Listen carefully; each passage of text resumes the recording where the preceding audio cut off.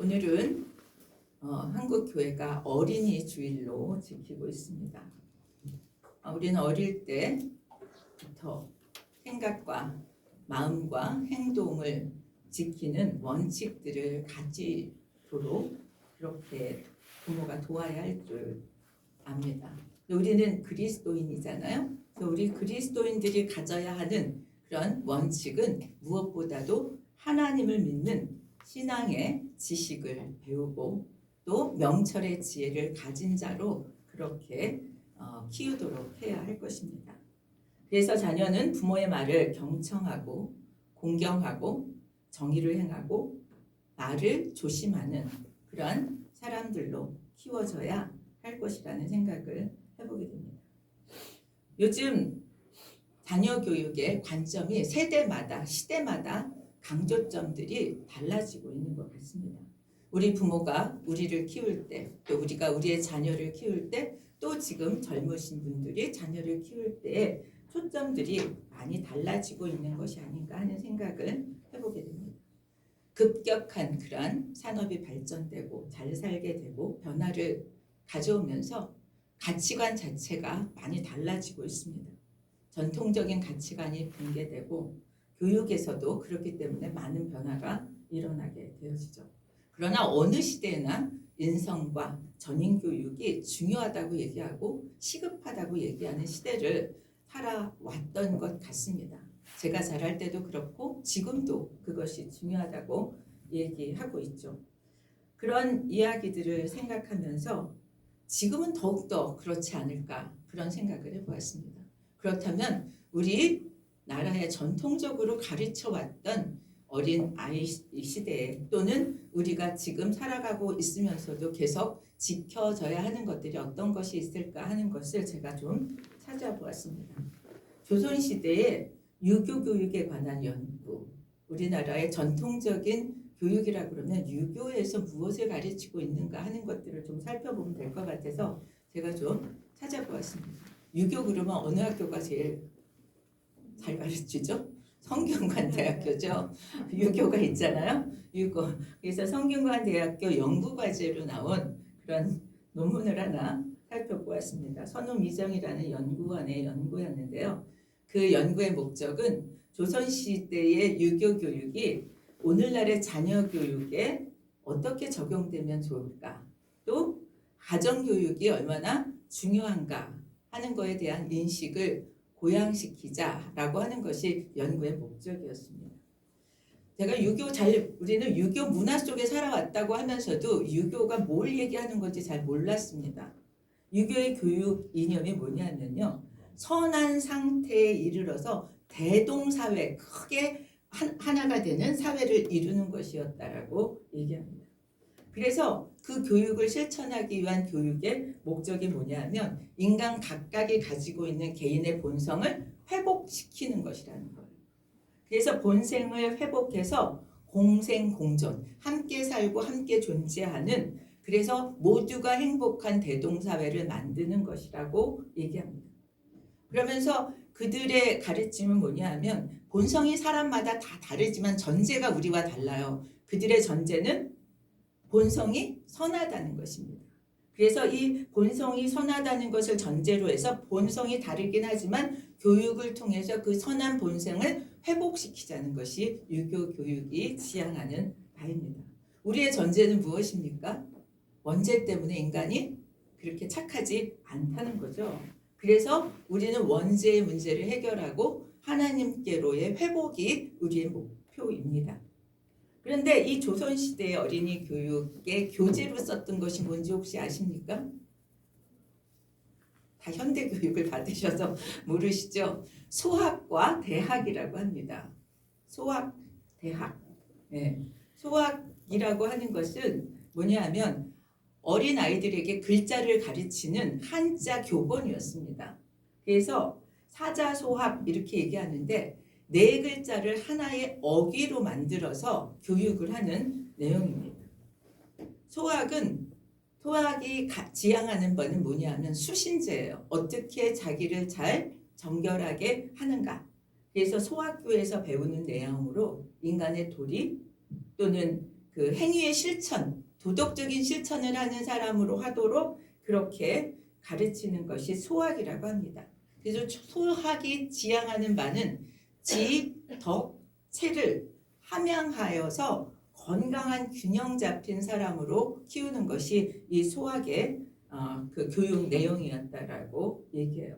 그래서 여기는 생활 규범에 관한 거, 어른을 어떻게 공경하는 거, 도덕이 뭐고 윤리가 뭐고 친구 사귀는 법, 뭐 아주 구체적인 그런 상세한 내용들을 이 소학에서 담고 있다고 합니다. 우리는 이론을 가르치고 실천을 하게 하는데 이 그 유교의 교육은 소학은 실천을 먼저 가르쳐요. 이 실천하게 하는 것이 소학입니다. 그리고 소학 공부를 마치고 나면 대학으로 가요. 근데 대학은 뭐냐 하면 배워서 행위로 하고 있는 것에 대한 원리와 이치를 가르친다고 해요. 그래서 이 대학의 목표는 뭐냐면 그 소학은 수신제가가 목표고 대학은 평천화하는 것이 목표입니다. 그래서 소학을 통해서 몸으로 익히고 살아내고 그래서 수신제가하는 자신의 삶을 가정을 바르게 세우고 대학을 통해서 평천화하는 사람으로 그렇게 키우도록 하는 것이었다고 얘기하고 있습니다. 그렇습니다. 우리는 어릴 때부터 배워야 하는 것들이 있습니다. 우리의 마음가짐을 어떻게 해야 하는지, 부모와 관계는 어떻게 하고 태도는 어때야 하는지, 형제 자매에 대해서는 어때야 하는지, 어떻게 보면 우리는 그냥 저절로 배워지는 것이라고 생각하는데 우리는 지금 이런 것들을 다 배워야 하고 이웃과는 어떻게 관계를 해야 되는지 등들도 어렸을 때 배워야 하는 것이라는 것이 이 그 유교의 교육이었다고 생각되어지는데요. 여러분 우리는 하나가 더 있습니다. 여기에 무엇일까요? 하나님과의 관계. 하나님과의 관계입니다. 어린 시절에 이런 것이 몸에 배도록 가르치는 것이 유교의 교육이었다면 우리의 신앙 또한 어렸을 때 갖춰지도록 했어야 된다는 거죠. 그래서 어린 시절에 신앙을 갖게 되면 평생 그 신앙을 지키고 때로는 좀 떠났다가도 다시 돌아와서 하나님의 사람으로 살게 된다고 하는 것이 보통 믿음의 사람들이 고백하고 있고 그렇게 되어지는 것을 실제로 많이 보고 있습니다. 저도 이 어릴 때의 교육의 영향력을 절감하고 있습니다. 왜냐하면 저도 모르게 저희 어머니가 했던 얘기를 제가 막 말로 하고 있고요. 또 그런 많이 쓰셨던 속담, 심지어 농담, 유머까지 그대로 제가 반복하고 있는 것을 발견합니다. 심지어 그래서 저작권료 내라는 얘기도 듣습니다. 요즘에는 어린 시절에 아이들에게 더 많은 것들을 가르치기 위해서 애를 씁니다. 생각하는 것도 가르치고 마음 다스리는 것도 가르치고 경제를 어떻게 운영하는 것도 일찍부터 가르치고 있습니다. 이런 것들을 모두 우리는 지혜롭게 살도록 하기 위해서 가르치는 것이라고 생각됩니다. 여러분, 우리는 지혜로운 사람으로 우리 자녀들을 키우고 싶습니다. 우리 장성한 자녀들도 계속해서 우리는 이 지혜를 배워야 한다고 생각되어집니다. 자녀에게 세상의 모든 것을 다 우리 일일이 가르칠 수 없지만 그래도 그 모든 것들을 융화롭고 또 조화롭게 그렇게 서로 주고받는다는 것을 아는 통전적인 사고 방식을 갖도록 가르칠 필요가 있다 하는 생각을 하게 됩니다. 오늘 말씀은 솔로몬이 지혜자들의 바른 삶의 자세를 제시하면서 본받게 해야 된다 하는 것과 또 어리석은 자의 정말 바르지 못한 삶의 자세를 보여주면서 그런 것들을 경계해야 된다라고 가르치고 있습니다. 저는 오늘 이 말씀들을 같이 생각하면서 우리 어린이 주일에 어린이에게뿐만 아니라 우리의 삶 가운데서도 조정해야 될 부분들을 발견하면 좋겠다 하는 생각을 하게 됩니다. 솔로몬도 지금 자녀에게 지혜를 가르쳤습니다. 이 지혜를 모아놓은 책이 잠언인 거죠. 여러분 우리 성경 읽기에서 매일 잠언을 한 장씩 읽고 있는데 오늘 말씀이 굉장히 익숙할 거라고 생각합니다. 잠언에서 얘기하는 지혜 어떤 것입니까? 하나님을 향한 신앙에 대해서 얘기하고요. 또 자기를 어떻게 절제하고 살아야 하는지, 또 관계는 어떻게 해야 되는지, 부모에게는 어떻게 해야 되는지 등등을 포함하고 있는데 그 모든 것들을 우리는 신앙에 근거한 그러한 행동으로 나와야 된다라고 하는 것이죠. 오늘 20절, 21절에서 솔로몬은 하나님의 말씀을 경청하고 순종해야 되는 이유를 설명해 주고 있습니다. 우리 하나님의 말씀을 어떻게 지켜야 하는지 또 어떻게 순종해야 하는지 우리는 순종해라 경청해라 하는 이야기를 많이 들었는데 그 이유를 설명하고 있다는 거죠.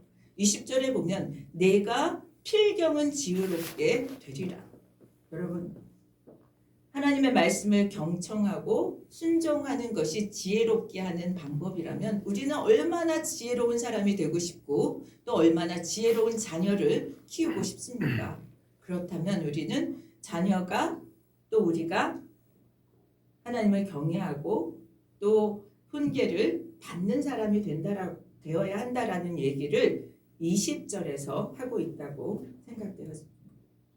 그러면서 21절의 말씀을 우리 같이 한번 읽겠습니다. 21절 PPT 좀 넘겨주실래요? 21절 사람의 마음에는 많은 계획이 있어도 오직 여호와의 뜻만이 완전히 서리라. 그렇습니다. 사람들의 많은 계획, 많은 그런 목표들이 있습니다. 그런데 끝까지 세워지는 것은 뭐다? 여호와의 뜻이다. 여호와의 뜻만이 완전히 세워지지 사람의 많은 계획이 다 이루어지는 게 아니라고 하는 얘기를 하고 있습니다. 그래서 자녀들에게 가르쳐줘야 하는 것이 뭐냐면요. 사람의 계획을 누가 이루신다?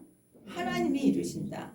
내가 원하는 것, 내가 하고 싶은 것, 나의 목표 여러 가지가 다 있잖아요. 그 모든 것을 이루시고 그것이 되어지려면 하나님이 하셔야 한다는 것을 알려줘야 한다는 거죠.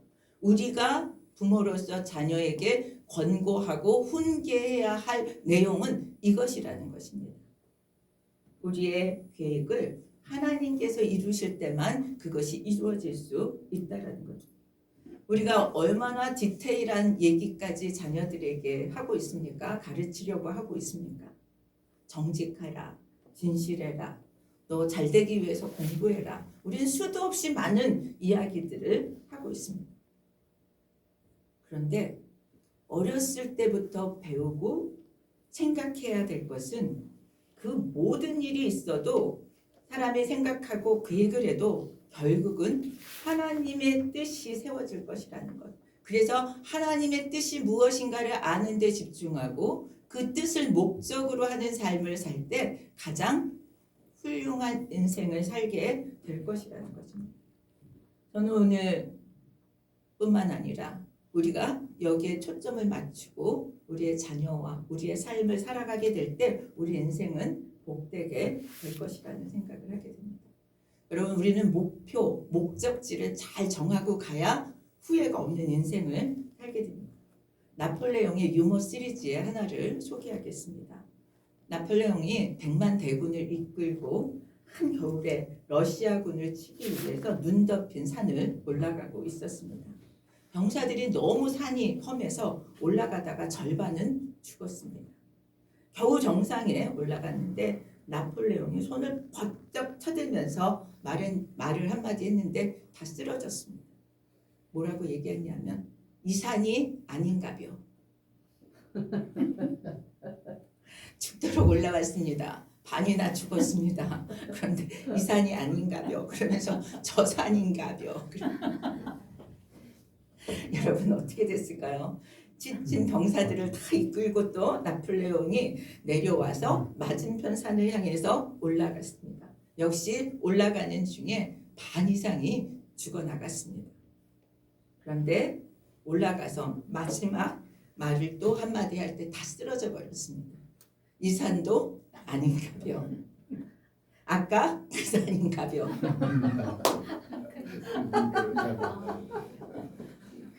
여러분 우스갯소리로 우리가 웃습니다. 그런데 여기에 핵심이 있습니다. 메시지가 있습니다. 우리 얼마나 있는 힘을 다해서 살아갑니까? 여러분 거의 죽다시피 열심히 살잖아요. 내가 보면 다들 소진할 정도로 살아갑니다. 그런데 그 도착한 곳이 우리가 가야 할 곳이 아니라면, 우리의 자녀들이 가야 할 곳이 아니라면 우리의 자녀들의 인생이 얼마나 허망해질까요? 여러분 우리는 향방 없이 갈 수 없습니다. 아멘 아닙니까? 우리 인생이 우리의 최종 목적지에 우리와 우리의 자녀들이 도달할 수 있도록 살기를 예수 그리스도 이름으로 축복합니다. 아멘. 여러분 이렇게 얘기하면 그 목적을 향해서 가는 길이 너무 힘들게 느껴지죠. 천만의 만만의 말씀입니다. 하나님으로부터 니누에로 가라고 하는 명령을 받은 사람이 누구였죠? 요나였죠. 그런데 요나가 니누에로 가기 싫어서 어디로 가요? 다시스로 가려고 배를 탔더니 그 배가 어떻게 되었습니까? 풍랑을 만나고 폭풍을 만나서 배가 뒤집어지게 되는 고생을 하죠. 그래서 깨닫고 뭐예요?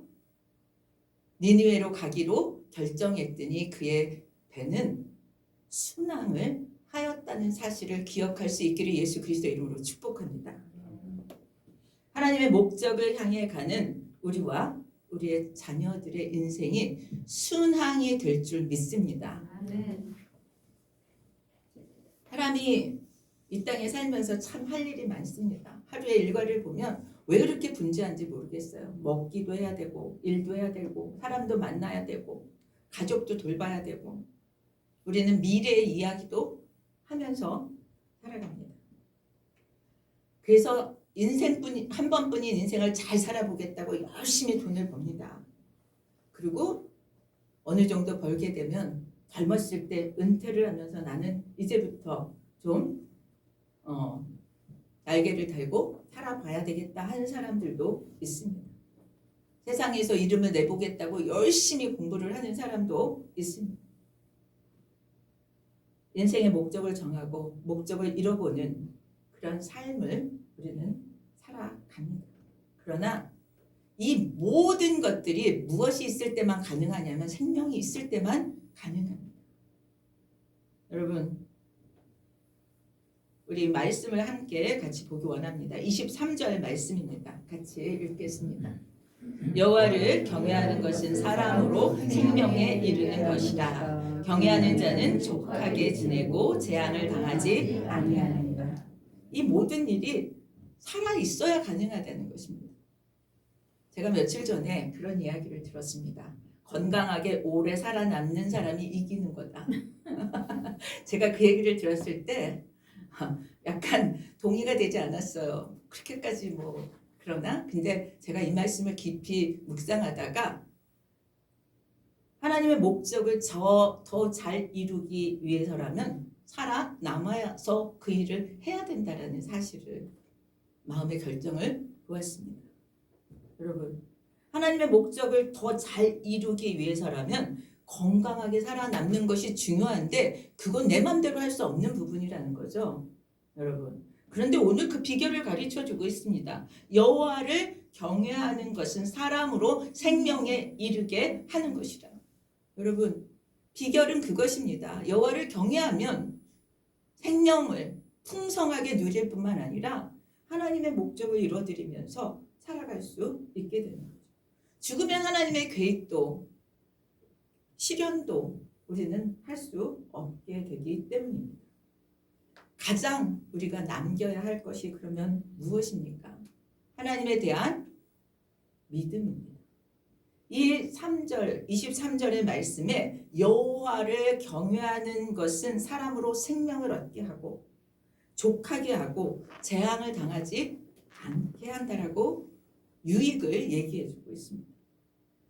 여호와를 경외하라. 그러면 다 부담으로 느껴요. 여러분 부담이 아니라 정말 더 좋은 일들이 기다리고 있다는 것을 받으시길 바랍니다. 첫 번째는 뭐예요? 하나님 경외는 사람으로 하여금 생명에 이르게 한다. 우리 누구나 강건하기를 원하고 누구나 장수하기를 원하잖아요. 그런데 우리의 인생의 현 주소는 어떻습니까? 정말 그렇게 살아갈 수 있습니까? 아담이 범죄한 이후의 인생들은 어땠습니까? 죽음을 향해서 나아가는 운명이 되었습니다. 하나님이 언제든지 부르시면 오늘이든 내일이든 우리는 떠나야 하는 인생들입니다. 그런데 하나님을 경외하면 이 땅에서 생명이 길어지고, 이것은 단지 시간의 연장을 얘기하지 않습니다. 활력 있고 건강하고 평안하고 기쁘고 행복이 넘치는 삶을 살게 될 것을 얘기하고, 그에 더불어서 사명을 감당하는 생명이 넘치는 삶을 살게 될 것이라는 것입니다. 여러분, 그러면서 마지막엔 뭐예요? 영생을 약속받게 된다는 것입니다. 이렇게 우리의 생명을 얻게 되고, 두 번째 유익이 무엇입니까? 하나님을 경외하는 자가 사람에게는 무엇이 있다? 족하게 된다라고 얘기해요. 여러분, 만족한 인생이 될 줄 믿습니다. 생명이 아무리 영원하고 길어도 만족함이 없다면 그것은 뭐예요? 축복이 아니고 어떻게 보면 재앙입니다. 마음이 괴롭고 힘든데 길게 살면 무엇이 축복이겠습니까? 하나님은 하나님을 잘 경외하는 자에게 만족함을 주신다고 말씀하고 있습니다. 시편 34편 10절에서 그렇게 얘기해요. 젊은 사자는 궁핍하여 줄일지라도 여호와를 찾는 자는 모든 좋은 곳에 부족함이 없으리로. 여러분, 부족함이 없는, 그 모든 좋은 것에 부족함이 없는 족함을 누리시길 바랍니다. 하나님은 거기에 덧붙여서 또 약속해 주시는 것이 있어요. 107편 9절에 보면 그가 사모하는 영혼에게 만족을 주시며 줄인 영혼에게 좋은 것으로 채워 주시니라. 족한 삶을 약속해 주고 있습니다. 세 번째는 하나님을 경외하는 자에게 재앙을 만나지 않게 하시거나 만나더라도 피하게 해주신다는 것. 참 이거는 어떻게 들으실까 조심스러운데, 옆에서 고난을 당해도 당신의 백성을 구별해서 안전하게 지켜주신다는 것을 우리는 성경을 통해서 알 수 있습니다. 애굽을 나올 때, 애굽에서 하나님이 재앙을 애굽 백성에게 다 내릴 때 그 옆에 있었던 이스라엘 백성들이 살았던 고센 땅에는 재앙이 임하지 않았다는 사실입니다. 여러분, 하나님을 경외하는 자에게 재앙을 만나지 않게 하신다는 말씀을 붙들기를 축복합니다. 다윗도 이것을 알았던 것 같아요. 그래서 뭐라고 얘기했냐면, 비록 사망의 음침한 골짜기를 다닐지라도 두려워하지 않는다. 여러분, 이 믿음이 우리에게 있기를 축복합니다. 하나님을 경외하는 일이 그리스도인들에게 얼마나 유익이 되고 축복이 되는가를 기억하면서 정말 그 경외하는 데 힘썼으면 좋겠습니다. 우리의 자녀들이, 우리 자신들이 그렇게 살아가게 될 때, 여러분, 우리가 의무로가 아니라 의무로 우리는 하나님을 경외하는 것처럼, 하나님이 우리를 만드셨으니까, 우리를 구속해 주셨으니까 하나님을 경외하는 것이 너무나 의무같이 생각하고 할지라도, 하나님은 의무를 했는 걸로 끝나지 않게 하시고 그것을 축복으로 우리에게 인도해 주신다라고 말씀하고 있습니다. 이스라엘 그 똑똑한 사람들이 그래서 생명을 걸고 하나님 경외하기를 가르치고 하나님 경외하는 삶을 살아가고 있습니다. 얼마나 철저하게 그들이 성경을 지키고 안식일을 지키고 하나님 기뻐하시는 일을 위해서 살려고 애쓰는지 모릅니다. 신명기에 보면 우리의 자손들에게, 후손들에게 어떻게 하나님을 경외하는지를 강조하고 강조해서 가르치라고 얘기하고 있습니다. 하나님을 경외하는 자에게 베푸시는 생명을 얻게 되는 일이, 또 참 만족을 누리는 삶이, 재앙이 피해가는 그러한 삶이 되시기를 축원합니다. 세 번째는 부모를 섬기는 것이 그리스도인에게 마땅한 도리라고 하는 것을 어릴 때 자녀에게 어릴 때부터 가르치라는 얘기를 하고 있습니다. 우리는 아이들에게 습관을 가르치고 좋은 삶의 태도를 가르치고 할 뿐만 아니라 그렇게 살아가면서 부모에 대한 태도에 대해서도 26절에 얘기하고 있습니다. 우리 26절, 25절, 26절 같이 한번 읽겠습니다. 26절 아비를 구박하고 어미를 내어 쫓는 자는 부끄러움을 끼치며 능욕을 부르는 자는 능욕을 부르는 자식이니라. 예. 성경의 솔로몬은요, 아까 제가 그 명철한 자와 어리석은 자 둘로 구별하는데 디테일로는요, 거만한 자, 어리석은 자를 하나로 묶어서 우매한 자, 어리석은 자로 얘기하고요, 명철한 자 이렇게 얘기해요. 그래서 거만한 자는 완악한 마음을 가진 자입니다. 어리석은 자는 지혜가 좀 부족한 사람이에요. 명철한 자는 선의의 충고를 받아들일 줄 아는 그러한 사람을 명철한 자라고 얘기합니다. 9장에서 여러분 잠언을 계속 읽으시니까 알 거예요. 9장에서는 거만한 자는 매질을 해도 개선의 여지가 없다라고 얘기해요. 그래서 오히려 그를 책망하는 자가 능욕을 당하고 흠을 잡히고 미워함을 당할 것이기 때문에 거만한 자에게 책망하거나 징계하지 말라고 얘기해요. 그런데 지금 19장에서는 뭐라고 얘기해요? 거만한 자를 때리라고 얘기해요. 왜 반대되는 얘기를 할까요? 야단쳐도 안 변하는데 왜 야단치라고 얘기하냐? 그 얘기예요. 그 징계를 보고 조금 어리석은 사람이 개선되어지도록 그렇게 그를 때리라고 얘기합니다. 우리는 우리 자신, 우리의 자녀들이 명철한 자가 되도록 애써야 할 것입니다. 다른 사람에게 기여하고 사회에 그런 공헌하는 사람들로 우리와 우리 자녀들이 살아가기를 원합니다. 개인적으로는 명철하고 사회와 인간관계에서 지혜롭게 그렇게 대응할 수 있는 부모와 자녀들이 되기를 원합니다. 26절에 아비를 구박하고 어미를 쫓아내는 자는 부끄러움을 끼치며 부모에게 이보다 부끄러울 수 없죠. 본인에게는 능욕을 부르는 일이라고 얘기합니다. 오늘날 정말 많은 그런 가치관의 변화와 사회의 그런 거친 그런 삶의 모습 때문에 노인 학대라고 하는 얘기들을 많이 듣습니다. 그 노인 학대를 하는 가장 많은 사람들이 가족이라고 얘기해요. 자녀, 손자, 며느리. 그래서 어릴 때부터 부모를 공경하는 그러한 자녀를 키우고 그것이 왜 필요한가 하면 그에게도 뭐예요? 그에게도 그것이 하나님이 주시는 약속된 그런 복이 있다는 것을 가르쳐야 한다는 것입니다. 여기서 부모에게 그저 잘하라고 하는 얘기로 끝날 것이 아니라 하나님은 이 문제를 어떻게 보시냐는 거예요. 하나님께서는 이런 자들을 향해서 하나님의 창조의 질서와 위계의 질서를 파괴했다라고 보는 것입니다. 하나님이 주시는 그런 주권에 도전하는 자로 간주하신다는 거예요. 여러분, 하나님이 그렇게 보신다는 것은 굉장히 두려운 일입니다.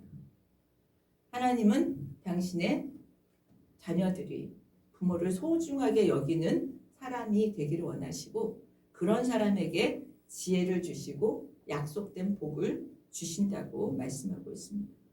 우리의 자녀들을 부모를 소중히 여기고 그렇게 섬기는 자녀들로 키우고 싶다면 우리가 먼저 부모에게 그렇게 하는 모습을 보여주어야 한다고 생각합니다. 자녀 앞에서 부모를 존중하고 존경하는 말을 하는 것이 지혜와 명철이라고 오늘 본문은 우리에게 얘기한다고 생각되었습니다. 그러면서 오늘 말씀에서 하나님은 우리에게 자녀들에게 정의와 지식의 말씀을 가르치라고 얘기합니다. 심판은 거만한 자를 위하여 예비된 것이다. 채찍은 어리석은 자의 등을 위하여 예비된 것이다. 이 얘기는 하나님이 어리석은 자의 결국이 어떤 것인가를 얘기하는 것이라고 생각합니다. 오늘 저는 말씀을 통해서 우리가 이 세상은 끊임없이 우리를 세상의 가치관으로 또 극단적인 이기주의로 우리의 자녀들과 우리를 이끌어가지만 우리가 그들의 삶에 오염되지 않고 살아갈 수 있는 방법은 하나님의 정의와 공의에 집중해야 된다는 거죠. 하나님의 보응과 심판에 대해서 이렇게 강력하게 경고하신다는 것을 통해서 우리는 죄의 자리, 죄의 유혹을 떨치고 나아갈 수 있을 것이라고 생각되어집니다.